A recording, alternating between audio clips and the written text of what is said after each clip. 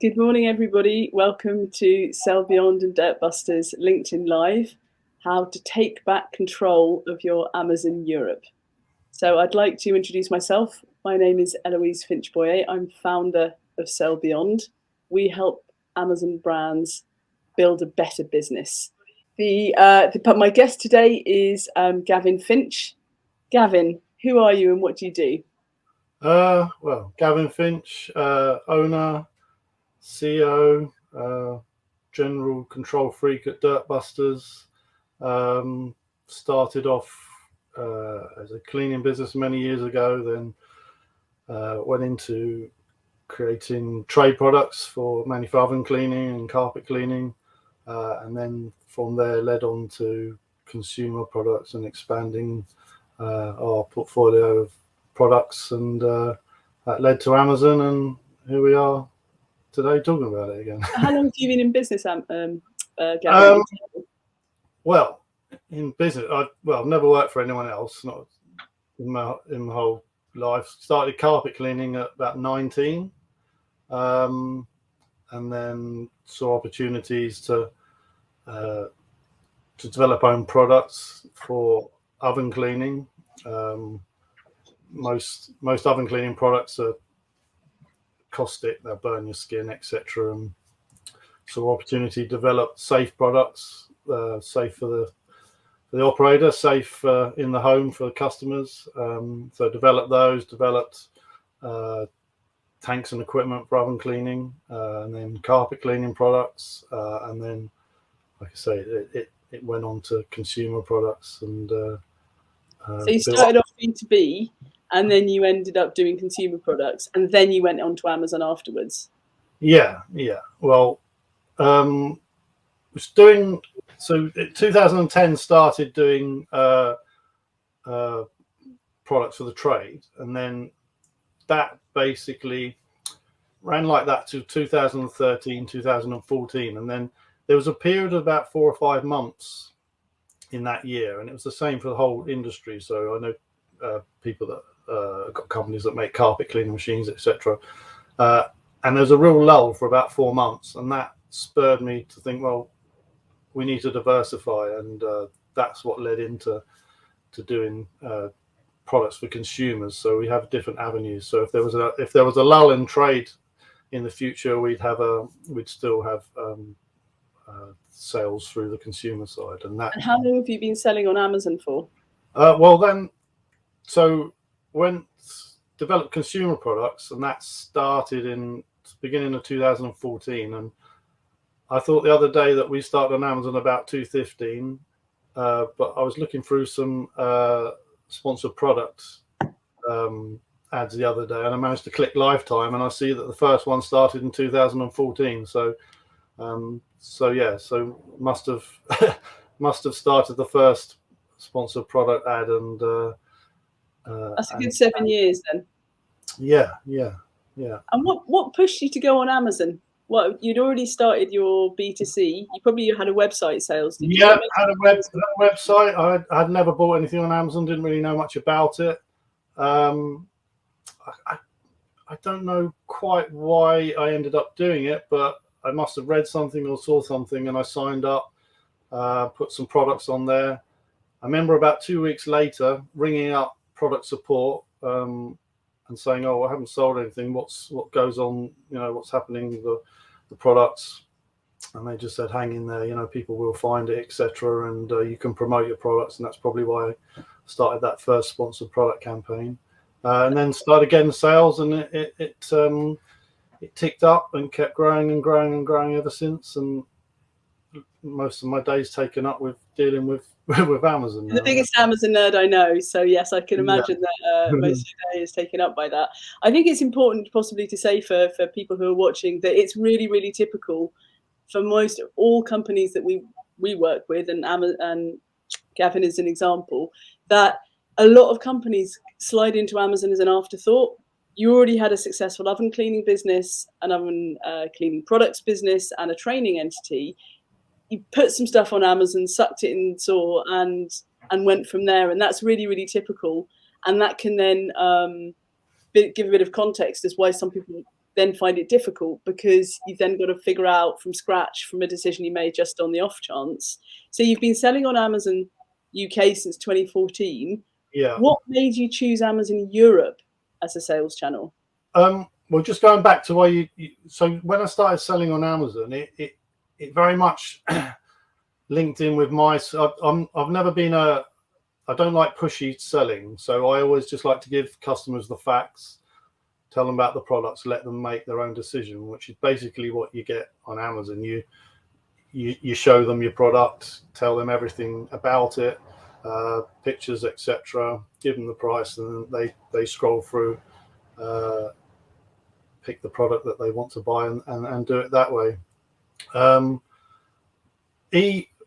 did you say? Why did we go to selling? Start selling on Amazon UK, but Amazon Europe is even a bunch of years ago, big leap.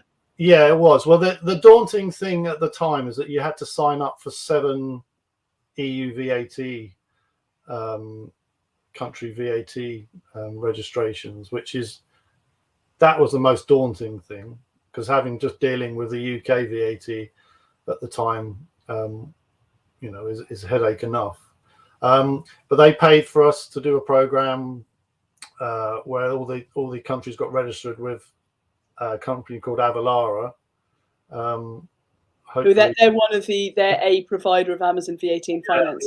Yeah. I don't know if anyone's with them, but I didn't find them to be very good at all. We did the registrations, and then we quite quickly changed over to a company called Avask, who've been really good. They're never let us down, and they've always done everything on time and sorted out any problems that we've had. So out of all the companies, I was going to say, it sounds like you kind of slid into Amazon Europe as well. There was an opportunity. Amazon was trying to get you to sign up by giving you some kind of finance support. Yeah, well, they rolled the dice. Yeah, well, the opportunity to sell, you're basically selling to an area the size of the US, aren't you, on your doorstep? And the opportunity to sell there, it was a massive opportunity. And the only barrier, because Amazon moved your stock, obviously, through Pan-EU, was the VAT registrations and the administration. But once that was taken care of and took the leap, then, and that's still the case now. You still have to be registered for VAT in European countries, don't you? I think you can do it now. Amazon now will let you do it with one registration in one country. But of course, you haven't got the luxury of the Pan-EU and then moving your stock about. But to sell in the EU, you do have to have a VAT registration in the EU country. Yeah, you have to have a VAT. Because even now, so you're moving so a lot of the time now products are sold through IOSS, so the tax is paid by Amazon. But you still have to make on your VAT returns. You still have to show that on paper, as it were. You don't pay the VAT because Amazon's already paid it, but you still have to have the VAT registrations to show the. You do need to have someone to handle your VAT affairs if you're going to. Yeah, I wouldn't. Yeah, unless you're a big company, you've got an accounts department that's used to dealing with different countries and everything that goes with that. Then I would put it in the hands of someone that knows what they're doing and can handle it all for you. So you said that, as we know, that the European Union on bits that you can sell on Amazon is the size of the US market. Since you started selling on Europe, what's been your biggest win? Was it worth going in? Well, I'm going to blow your trumpet now, because so we was doing well on EU sales, doing very well, and then we decided to overhaul everything. So we overhauled images, titles. A+, and then we got you guys in to do the translation. So we decided on a strategy of we're gonna do the top 30 sellers in each country. So we did 10 a month, starting with France. So 3 months worth of France. Then we moved on to Germany, Italy, and Spain. And then so France, for example, we changed everything. You guys did the translation for us, human translation, which is really important. And 4 or 5 months later, we had a 400% increase in sales on the French market, which obviously is a massive improvement. But because I think my memory was that you'd done a Google Translate job. Yeah, so it's very important. It's expensive. I'm not going to say it's cheap for your services, but it really pays off. So, for instance, I remember one of the first things that you pointed out when we did France is that one of our products through the automatic translation was a 1 litre odor and urine neutralizer for carpets, which actually said it didn't didn't get rid of smells and etc. So, which was a bit of a problem for that product, but that's actually turned into a really good seller now. It's been sorted out. Yeah. So the win with Europe was not only the market opportunity was there, but you managed to get a bit of market share with a UK company with UK labels and UK products. Yeah. So we do put some how to use the product in different languages, but mainly it's a UK front label, UK back label, etc. And if you have any legislation stuff you have on the label, then that gets changed. But basically, it's the UK product that people are buying, and we find we do really well. And we also find that so for instance, we do get more of a premium price for our product, and we can add on the cost that it costs to get stuff there, and the you can sell your product more expensive in France than you would in the UK. Yes, and they still buy it. And they still buy it. Yeah. Some cleaning products, right? Yeah. We couldn't. Yeah, but we couldn't do it unless you can do that, because you've got to cover your cost of getting there. So for instance, at the moment, we've worked out our average cost per product of getting stuff there is costing us about £1.80 to £2. So really, once you add Amazon fees, VAT, and etc., then you sort of almost £3 extra on top of the UK product. Well, we'll go into the costing in a bit in a little bit later. So the win for you on Amazon Europe is that there was a market opportunity. You've got the right products. You can get it there and sold it, and then you sold more. Now, we all know that at the end of last year, things really changed, and the Brexit word we have to bandy about. Yeah.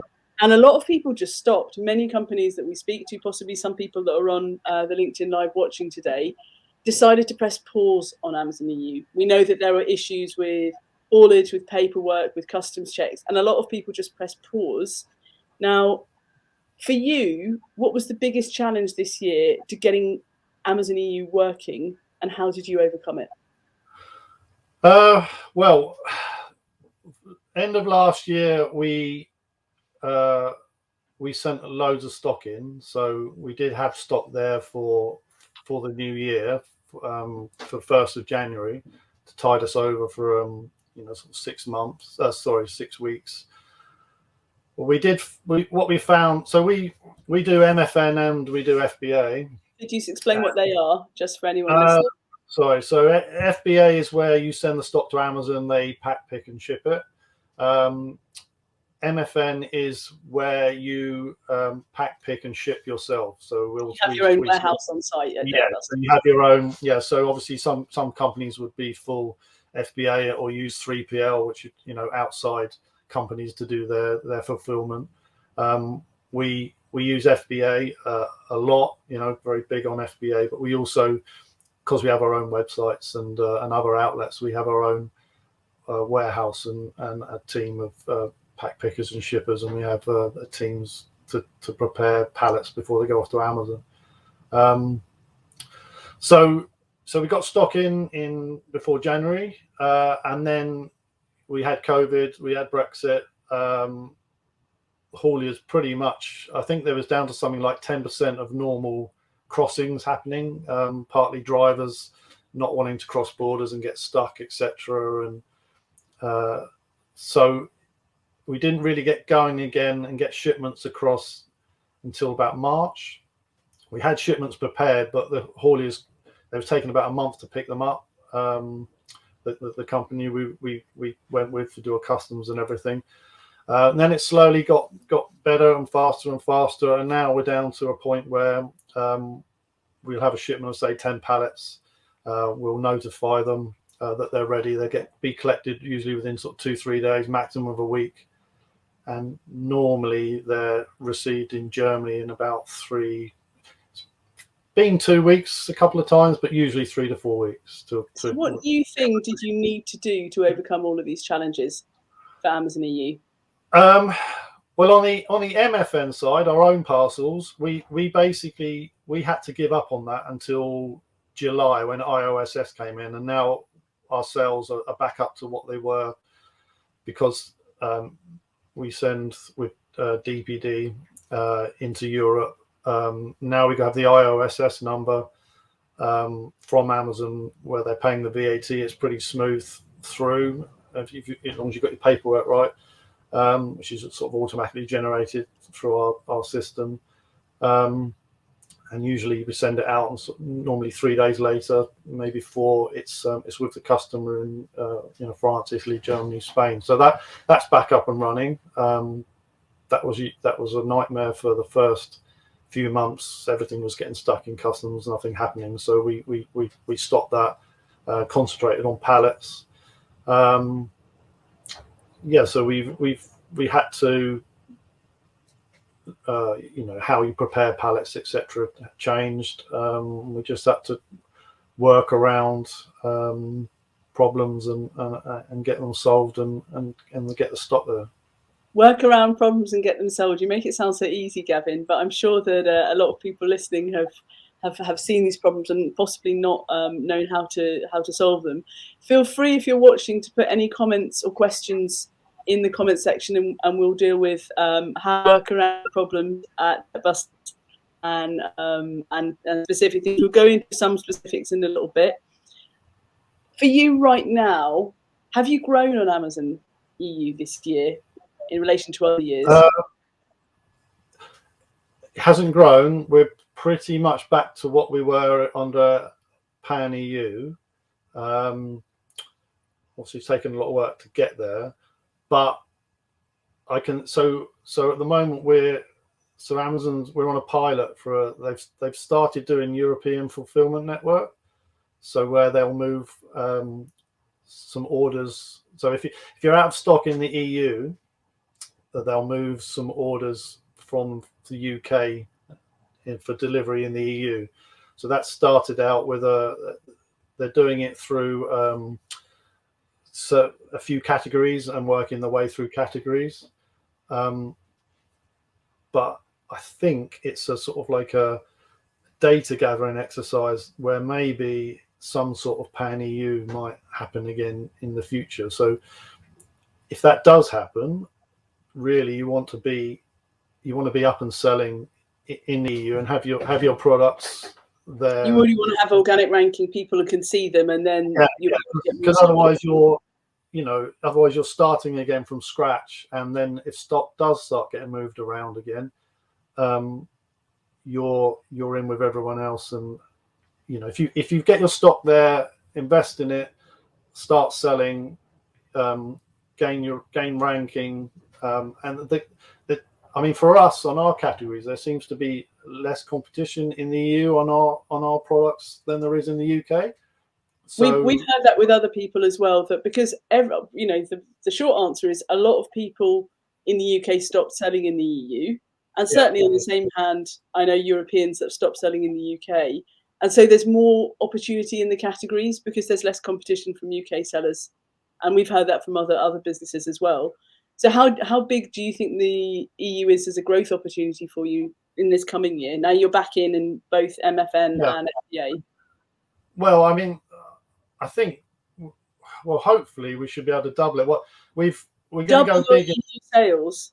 Yeah, well, we're going to go big in January. So the factories we use for a lot of our products, they manufacture our products. I've been to the factories and basically taught them the system of preparing the pallets, labeling, and so a lot of our stuff goes straight from factory into Amazon, and now they've agreed, because we spend a lot of money obviously with them, they're now going to do all the prep on our big sellers of our EU pallets, so we can now have it all collected from the factory and then straight over to Europe. So we're going to really upscale that now that we're over the last year we've got everything back up and running, got everything selling again, and I think now's the time to sort of really ramp it up. So just to take stock, what it seems like you're saying for people watching is that to take advantage of any future help that Amazon might give in terms of logistics, you need to be back in the EU, because your products are essentially, if you've been out for 6 months or a year, or if you're starting again, it's going to take time to get organic ranking on Amazon, like it would with anything. And if that needs prep, we need to estimate 3 to 6 months to get organic ranking back up to speed, would you say? Yeah, because if you've been out of Europe for a year, then really you're going to be, according to the algorithms and sale metrics, etc., you're basically starting again from scratch. Obviously you might have sales history and feedback on those products, but as in the algorithm picking out your sales metrics, it's going to be zero. So you have to get it in there, and it will build. If you've sold before, it should build fairly quickly, but obviously you need to get in there and get it going. So hopefully if something happens next year, then you're on sale, and if you're so we have to factor in a growth period, even if you've sold in the EBB before, if we're going in, but the opportunity from your perspective is very big. Yeah, I mean, it depends what you sell. I mean, some products there might be a big demand. You put it on the market and you sell what you did before, but I'm guessing the chances are that it will need to grow back up. And also probably if your stock limits, if you're using an Amazon FBA warehouse, you might start off with low stock limits for FBA inventory and have to build them up. Yeah, I mean, that was a big problem for everyone earlier this year, when then they really clamped down and caused people massive problems. We're really good on turning stock around, so we normally have like a 6-week stock in FBA. So we could cope with what we were given, but I know a lot. It depends where your product. Everything's made in the UK. It's made quickly, and then we get it in quickly. If you're shipping stuff from China or elsewhere, then obviously that's a different ball game. But we coped, and obviously we were on sale in EU, and the sales were going up, and luckily our limits went up with our sales, and we never had to really pull back or pull stock back or stop selling anything. That's because Dirtbusters is really good at organising everything. Don't underestimate the importance of getting your head around all of this. So yeah, I mean, the important thing is we always keep 6 weeks stock, and then I'm a bit, as you know, I'm a bit of a nerd on the inventory restocking reports and etc. So I'll always make sure that from the point of where you order the product to when it's likely to end up in Amazon, you don't go out of stock in between that. We always have an MFN listing and an FBA listing. So if there was ever a problem or a hold up and our FBA went out of stock, we'll have stock in our own warehouse, and then we'll keep it going for a week, maybe until it switches back to FBA when the stock gets there. But that's the last thing you want to do with a big seller is let it go out of stock. So on Amazon. Should we put that on and frame it? The last thing you want to do with your items on Amazon is let them go out of stock. Then if you go out of stock for 2 weeks, 3 weeks, a month or something, then you're letting all your competitors get that extra sales ranking, and you come back in lower than where you were, and take you a little bit of time to get there again. So that's really important. So if you have got the capability to pack and pick and ship yourself, then at least your big sellers doing a merchant fulfilled listing as well as an FBA listing. So if it goes out of stock, you can then ship orders yourself, keep it covered, obviously, as long as you've got stock yourself, until it goes back to FBA and then switches over again. think that it helps if you have a warehouse on site, but even then there are other companies that will be using 3PL, third-party logistics. You can use 3PL. But the key is not to let yourself get out of stock, especially trying to climb the rankings in Europe. So, Gavin Finch, what is the recipe for success on Amazon EU? Well, actually, it depends whether you want the long answer or the short answer. The long answer involves getting your listing right and everything in the UK if we translate it over, and then how to get it there, or we can just go through how to get it there. It's entirely up to you. Let's have the long answer. That's why we're all here, is to hear your nuggets of wisdom. Okay, so I'm assuming everyone's still in the UK, and then they're gonna copy over to their listings to the EU and start selling that way. So the most important thing is to get your UK listing right before you then translate it and copy it over. So that will start. So whenever we create a product, so the image is the most important, because as people are scrolling through the little pictures of products on the lineup on first page, second page, whatever it is, it's got to be a little reason that somebody stops and think, oh, I'll have a look at that one, and click on it.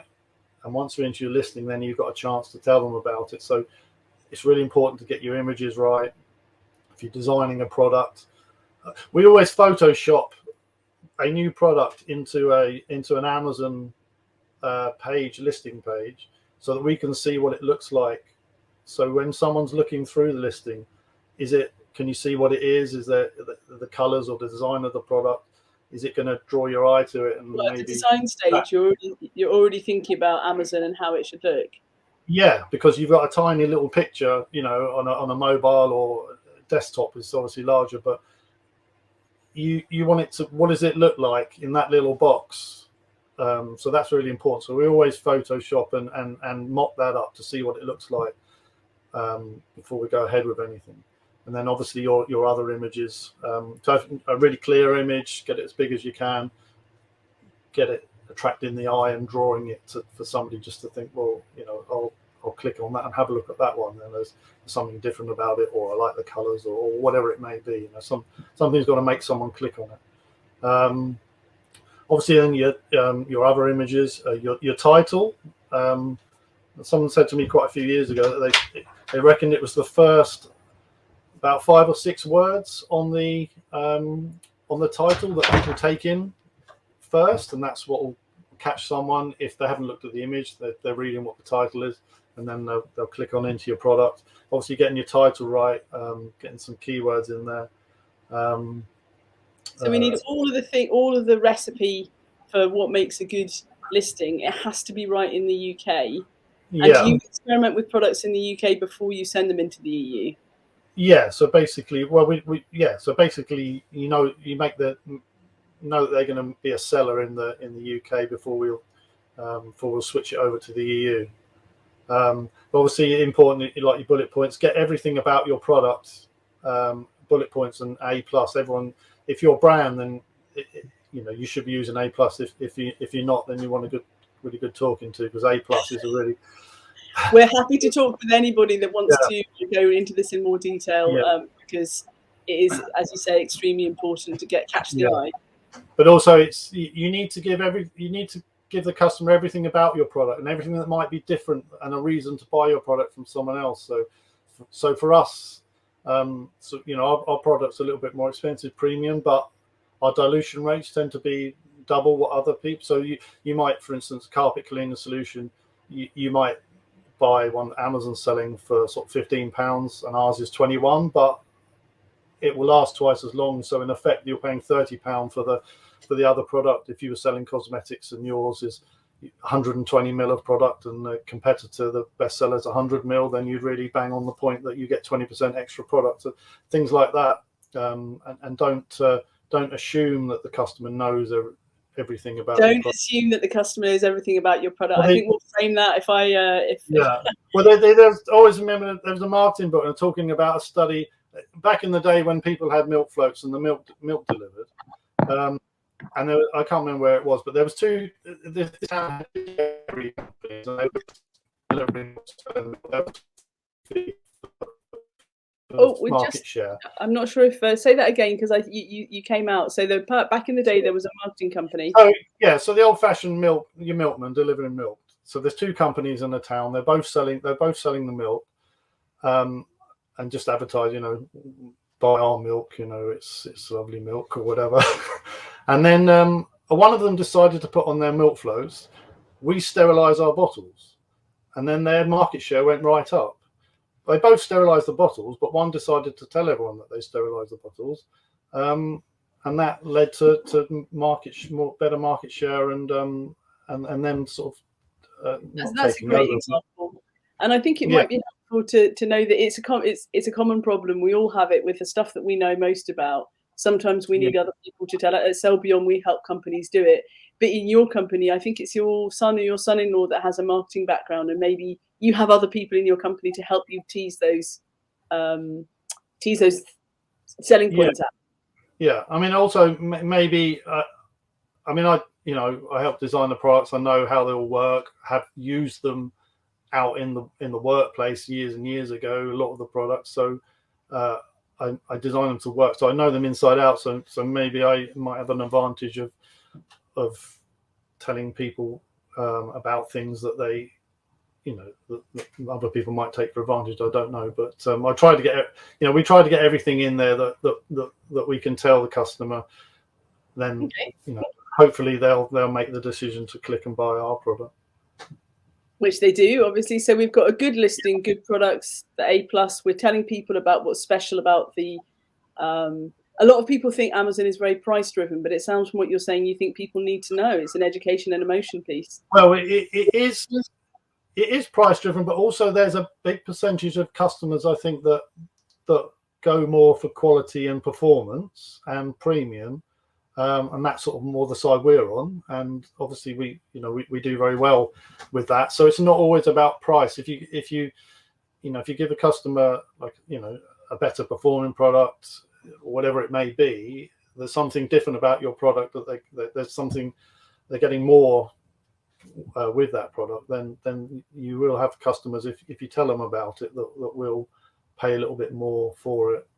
So anything else on the UK side? We need to have really good UK listings. Anything else before we start looking at the recipe for success for EU? Well, you'd get your sponsored products is really important, especially for new products, but also for your big sellers.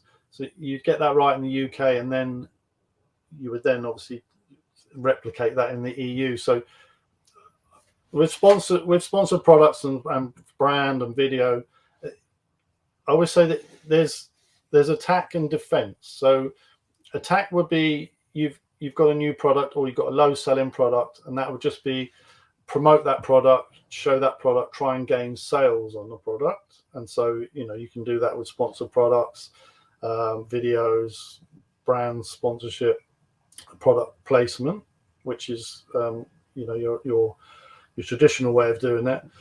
But what a lot of people then do is, so you get a product that becomes a big seller, and then they'll pull away from advertising it because they think they're wasting money on advertising it.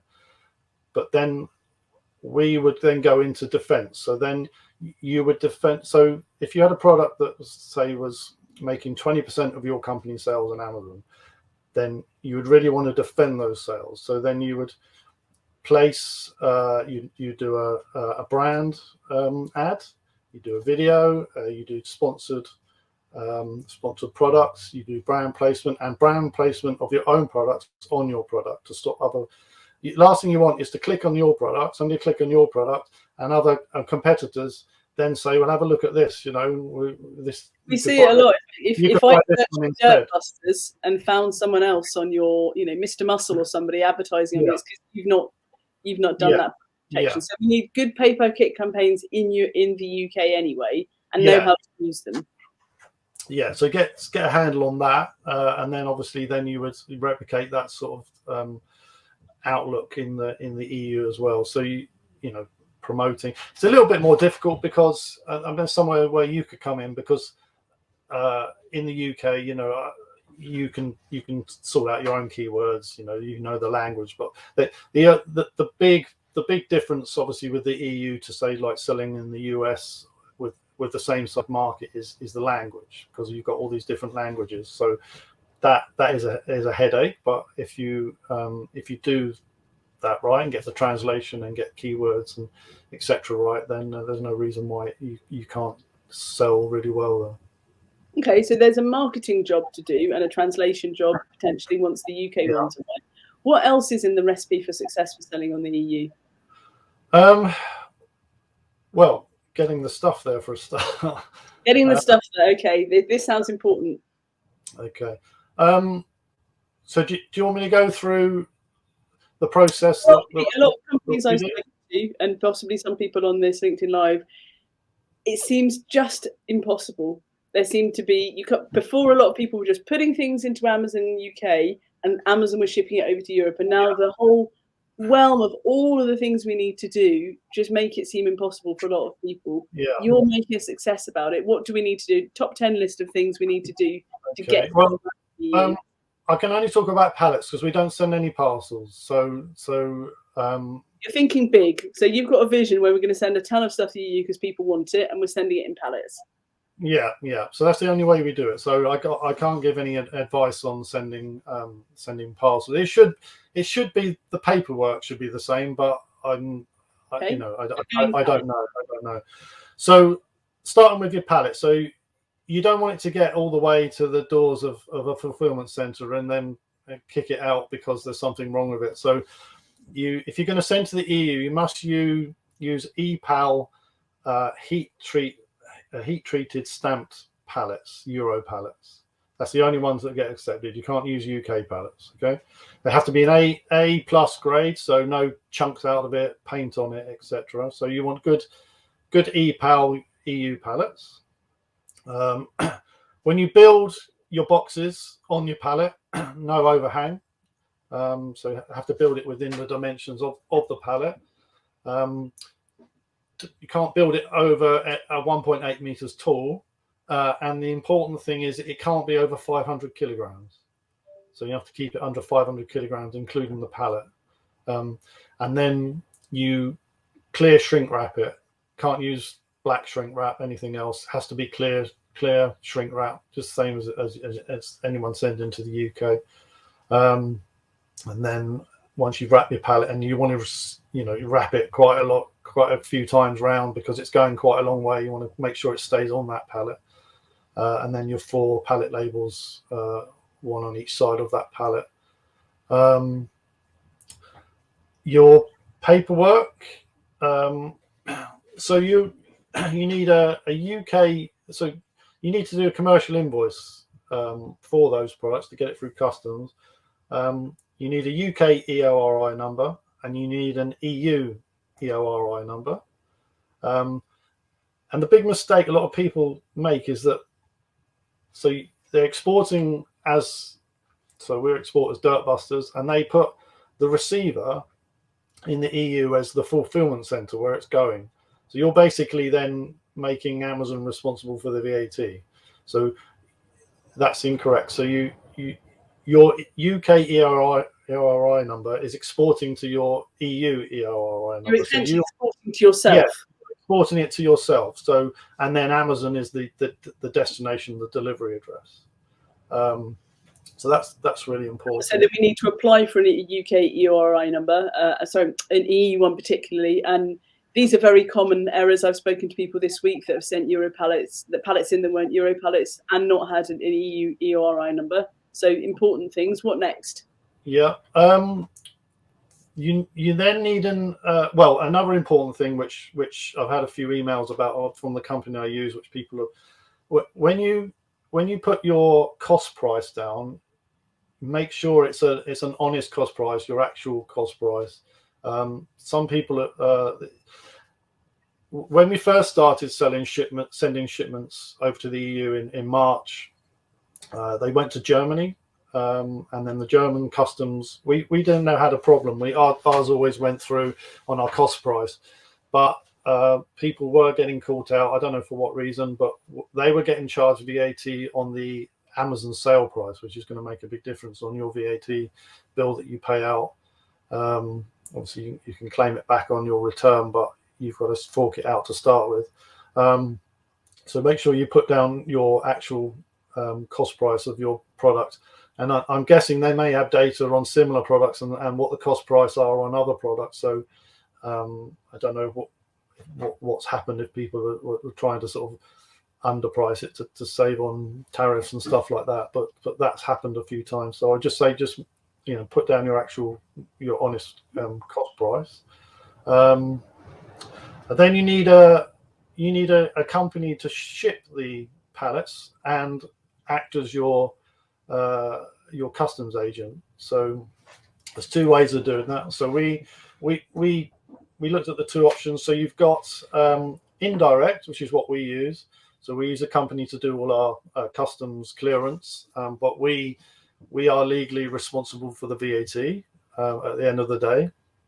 And that's for us seemed a little bit more straightforward. And then you have direct representation, where the company that's moving the goods is jointly legally responsible. So that involved a bond. So for us, that was going to mean someone having sort of 18 or 20 grand of our money sitting in their bank account until such time that we didn't use them anymore, and I wasn't too keen on that. Can I just stop you there? We've got two questions coming on the Carlton's asked the other company from Avalara. It's Avask, isn't it? AVASK. Yes, AVASK. Yeah. Put that into the chat, and then Avask, and then we have Carl who's asked, do you send mixed goods on your pallets? Yes. So we send pallets might have the same product on. Well, does he mean? Well, I'll give him both answers. We send pallets of multiple goods, but we'll only have one product in a box, whereas you can have commingled, so you can have different products in a box. But we never do that. We'll send. It might be a pallet made of multiple products, but you'll have a box of a number of boxes of carpet shampoo, snow foam, carpet cleaner. But you might have a lot of different 6-pack boxes on the pallet. Yeah, but what we try and so we'll send shipments of like 10, 15 pallets at a time. The problem we have our 5-litre products basically weigh 5 kilos. And that is expensive to ship. But what we'll do on a shipment that we've got a load of pallets of 5-litre products, we'll send a load of 250 milliliter products.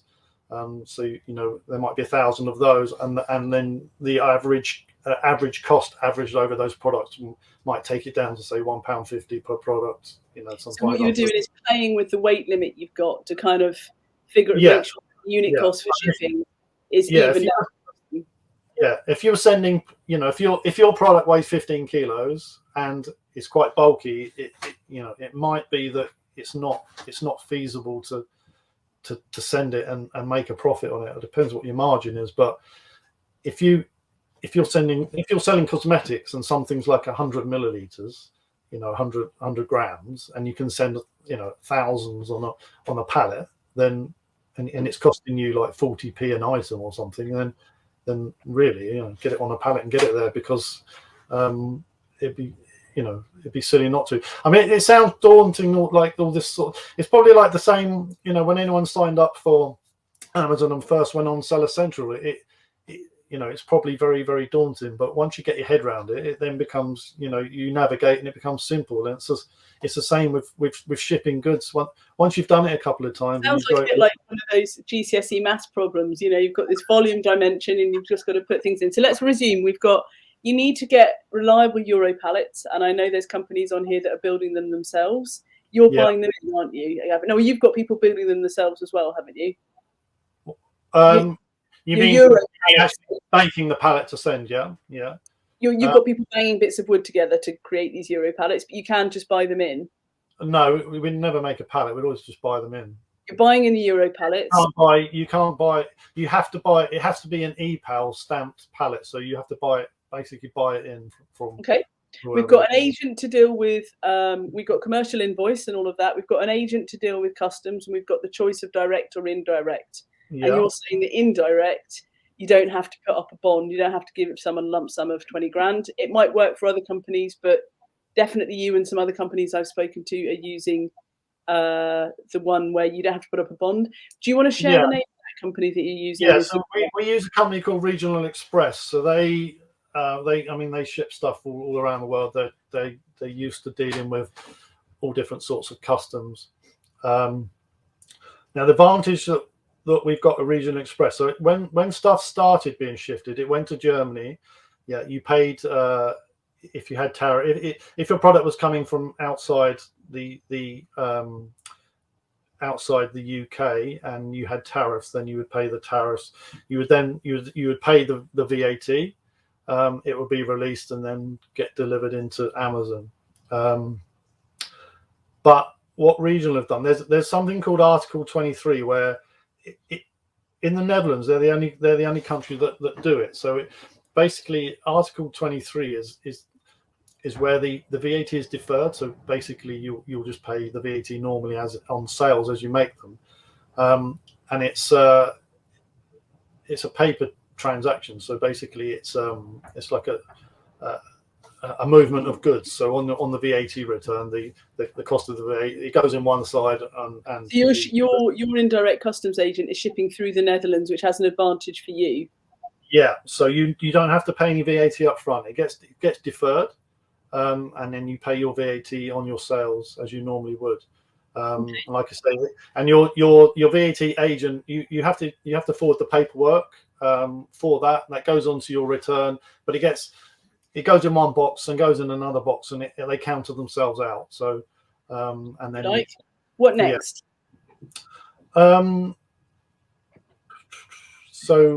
Yeah. So then you build your pallets, you get them ready. Send them off. I mean, if you want an idea on price of what these pallets are costing now, we only send to Germany. I mean, you can send to France, Italy, Spain, but some of the countries is twice as much. Germany's the cheapest and most economic to get to. So we, for instance, we send a shipment of 10 pallets would work out from pickup in the UK to delivery at Amazon. It's costing us about 240 quid a pallet. So how important is it to cost out everything before you start sending things into the EU? Well, obviously that's really important. Otherwise, you'll end up losing money. So you've got to work out everything from the cost of your good. Start with the price of your pallet. It's probably cost you about 10 quid to buy your pallet in. So, figure that into your cost, your cost price of your product.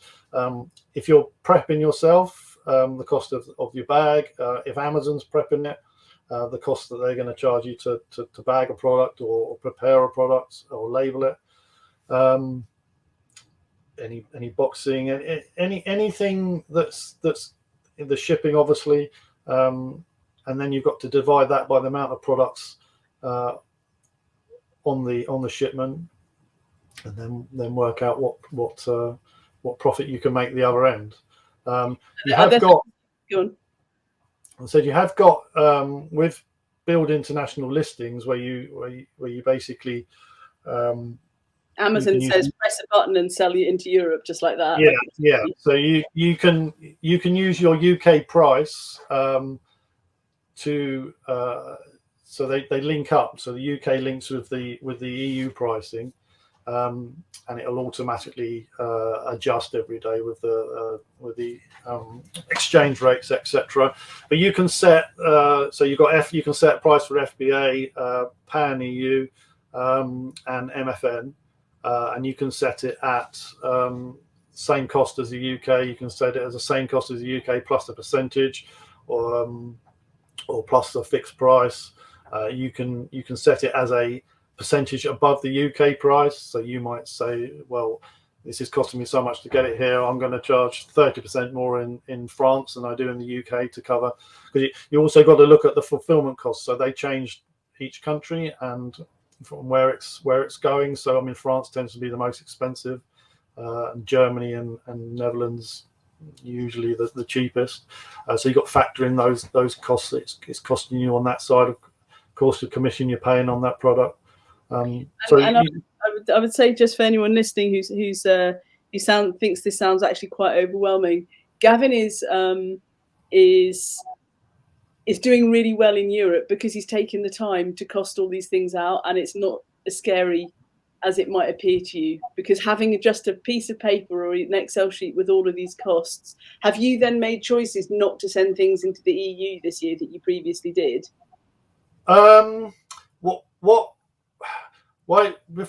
Before the January and Brexit started and we started planning for it, what I basically did was analysed all the sales for that year going into the EU.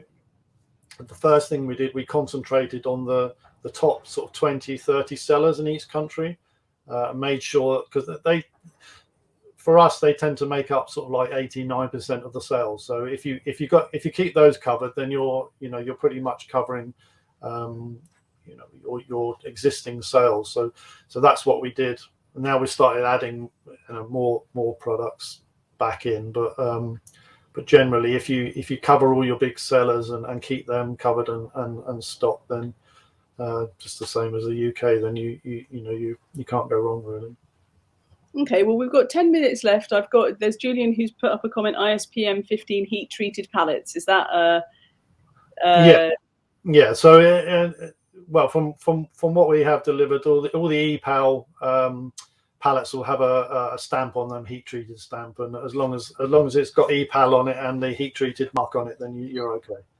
Okay, so if anyone's got any more questions in the last 5-6 minutes, then please put them into the chat and we'll make sure we can deal with them. For those of you that are listening and you'd like to have a further conversation about Amazon EU or about your Amazon, you can ping me a message on LinkedIn or email me at eloise@sell-beyond.com. and we can set up the time to have a chat. Always happy to talk to anyone about the Amazon EU. So, well, one thing I need to mention is hopefully people are aware of it, but there's this new EPR requirement coming in for France and Germany. So that's what does that stand for, EPR? I have no idea, but basically what it is that it covers like packaging, the disposal of your product after it's been used, basically. So packaging, batteries, etc. And there's a calculation of how much of tons of cardboard, plastic, etc.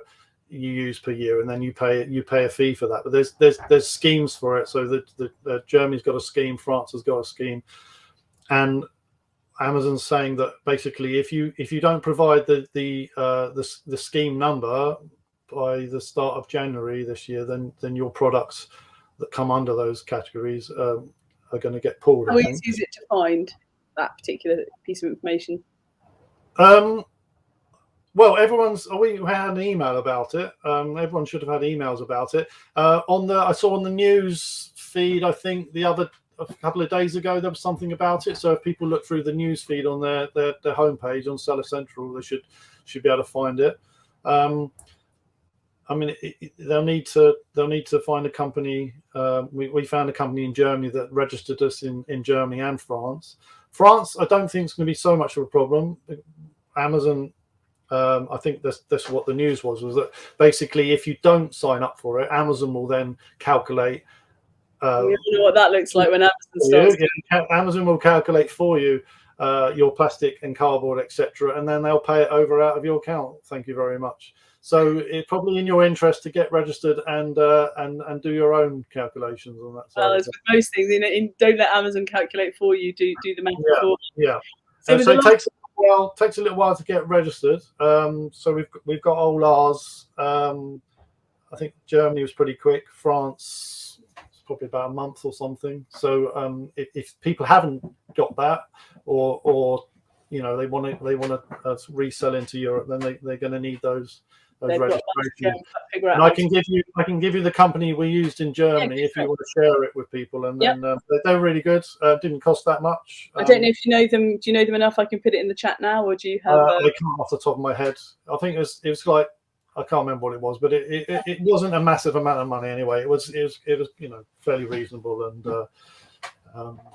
and absolutely no worries. So we've just got 5 minutes left, and Carlton has asked, will this webinar to be available to watch again? We are recording it, and you can normally re-access LinkedIn Lives again. So Carlton, the answer is yes, you certainly can.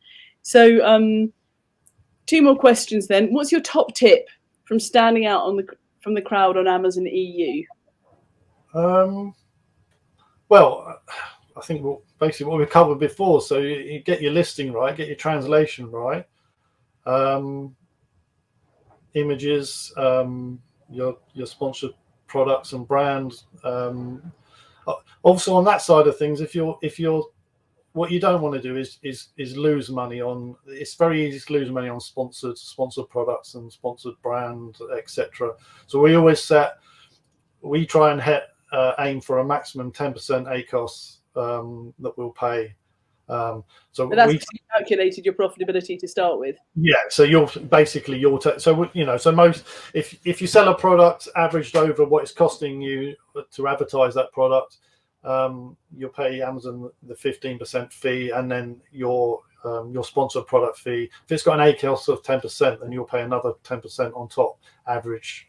To sell it's that probably product. important to say, Gavin, that you're talking about products that you're not launching. No, we like I say, we've got the attack and defense, big sellers. I mean, so one of our products. You might be able to launch a product at 10% ACOS successfully. No, you might. No, well, when we launch a product, so we might dedicate a couple of pallets of product at cost, and then advertise it. I mean, in the old days, you just spend a lot of money on advertising a product, paper advert, whatever it may be, old-fashioned advertising, and so you'd have just paid that money out and then sold your product. Well, nowadays we tend to give our product, sell it at cost, build up the sales, advertise it, maybe lose a bit of money on the advertising, and then you gradually build the sales up, increase the price, getting up to where you want to get, and then as the sales go up, you get your ACOS down to that sort of 10%.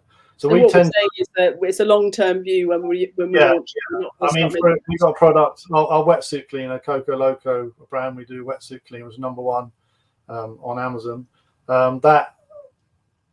We stuck at that for probably a year, plugging away, and then it started taking off, and now it's #1, and it does brilliant. I think we could need a second webinar with you, Gavin, to talk about the specific success stories you've got. We better wrap up. As a successful entrepreneur in your own right, and a very successful Amazon seller in the UK and in Europe, I'm sure there's plenty more to come. What does the next part of the Gavin Finch Dirtbusters story look like, Gavin? Well, as I always said, we're going to stick more stock into Europe and build up Europe. We've got trademarks in the US, so we're gonna try the US. So we're going to try a couple of products over there that are big sellers, and then learn our way around that. Take a couple of products to Australia. We're overhauling our website, going to launch a new website.